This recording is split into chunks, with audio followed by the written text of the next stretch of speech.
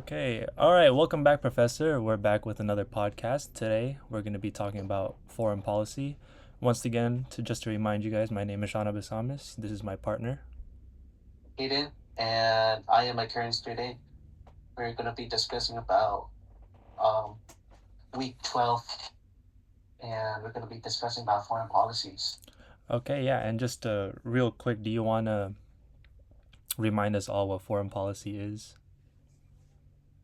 Yes, basically, foreign policies are policies that addresses international issues.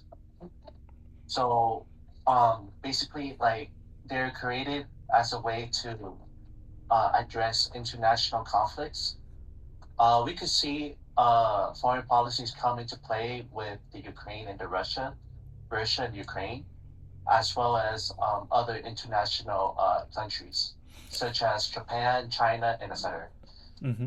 And just to hammer it down home for our home country, we've actually also been involved with foreign policies as well. One being one that we talked about with Venezuela. Do you want to explain just a little bit of what happened with Venezuela and the U.S.? Yes.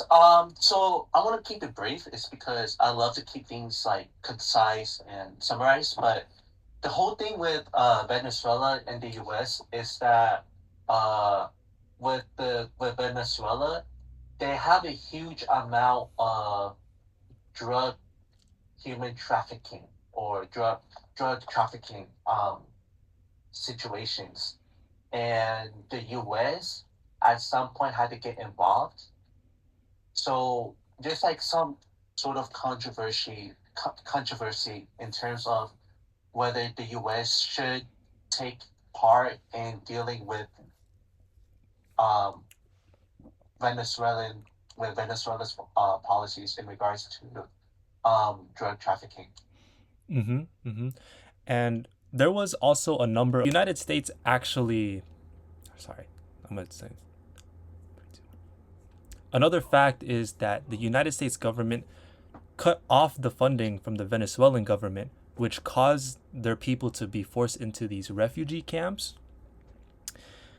Also, cutting off the government funding for their people makes it really hard for the people to have quality of life. Their oil markets were tanked and their banking got tanked too.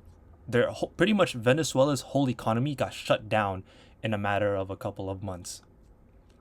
What this did is it made Venezuela easy for the United States to leverage.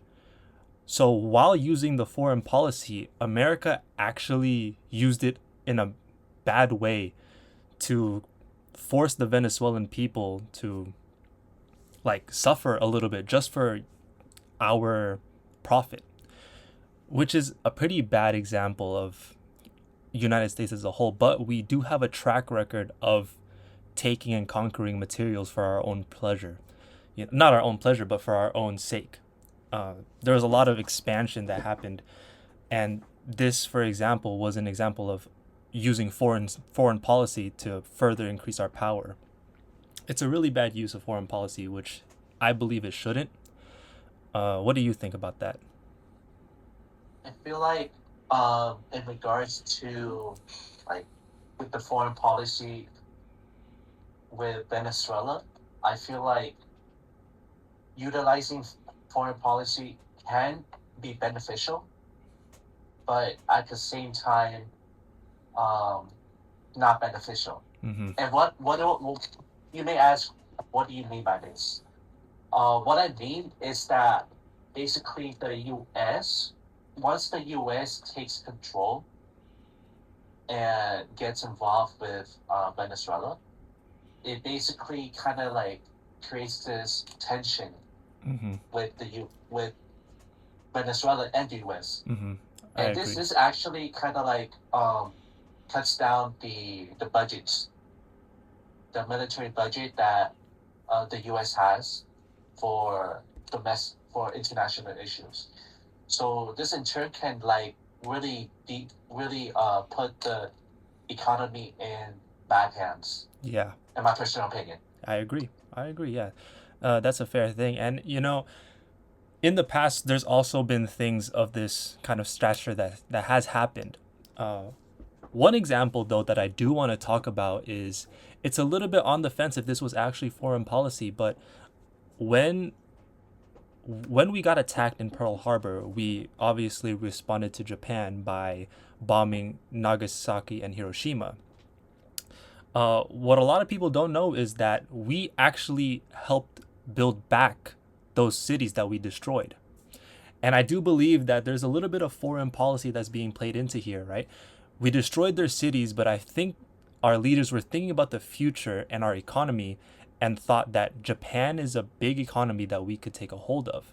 So while using foreign policy, we used it for our benefits. We bombed them to show them that we're not one to be messed around with. But yet we also helped them build up their cities back to further say like, hey, let's make a relationship here where we can both mutually benefit from.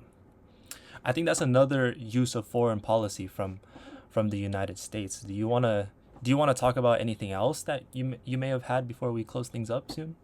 I was saying, in addition to how the bombing of Hiroshima and the attack of Pearl Harbor, it serves as a definitive opening act for public foreign policy, because basically what it does is introduce a nuclear deterrence and strategies from the Cold War era to basically prevent like a direct conflict between two major countries. Mm-hmm. That's what I was about to say.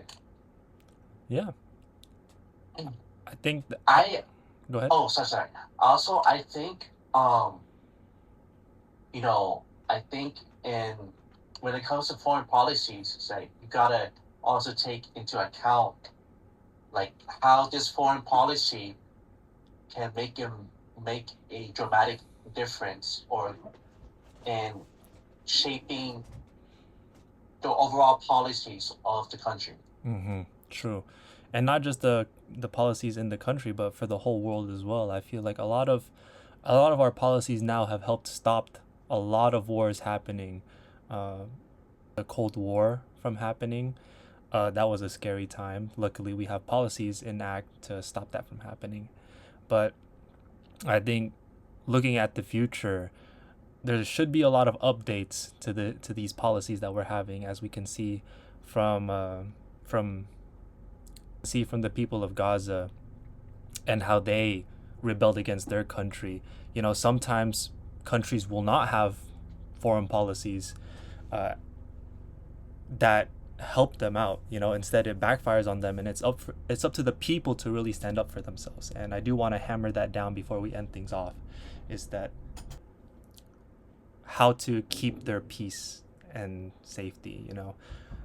To and after all that, I do agree with you, and I think that's enough time that we have for today's podcast. It was really a pleasure working with you, and hopefully people start to after all that, I do agree with you, and I think that's enough time that we have for today's podcast. It was really a pleasure working with you, and hopefully people start to unite together as a whole front.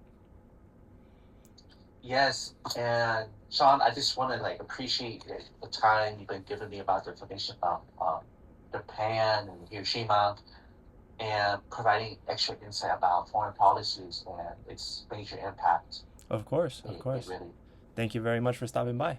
See you guys later.